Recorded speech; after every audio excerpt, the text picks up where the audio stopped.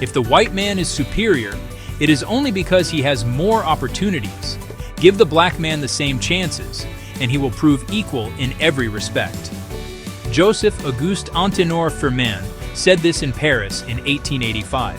Not 1985, 1885. While Europe was carving up Africa and calling it science, this Haitian philosopher was using actual science to prove them catastrophically wrong. I want to tell you why you've probably never heard of him.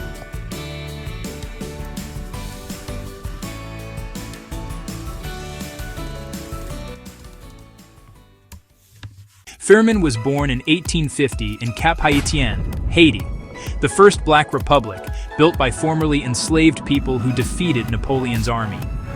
He studied law and philosophy, absorbing Enlightenment ideals about reason and equality.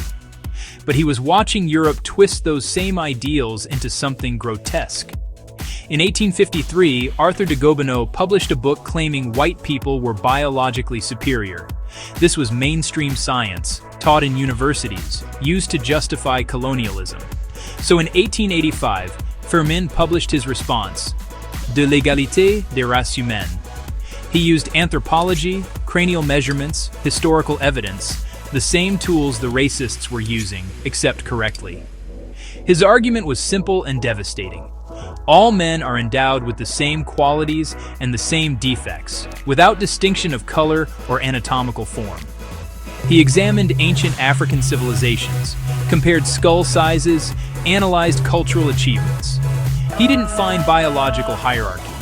He found environmental opportunity. He became one of the first black anthropologists, pioneering anti-racist science decades before anyone else. Being right didn't make Firmin's life easier. He served Haiti as Minister of Finance, Foreign Affairs, and Justice. He represented his country across Europe and the Americas, advocating for Pan-African solidarity. In 1902, he ran for president on a reform platform.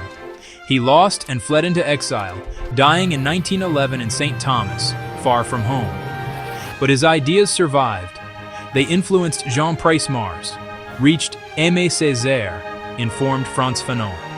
Firmin anticipated cultural anthropology, human rights frameworks, post-colonial theory, while Europe was still measuring skulls.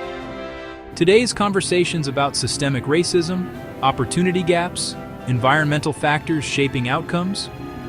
Firmin was having them in 1885. He proved racists wrong with their own tools, and we're still catching up to him. So why don't we know about Firmin? Because history is written by people with power, and Firmin challenged that power with evidence they couldn't refute, so they ignored him instead. But ignoring someone doesn't make them wrong. Firmin's work reminds us that the fight against racism isn't new, and neither is the science supporting equality. We've known this for over a century.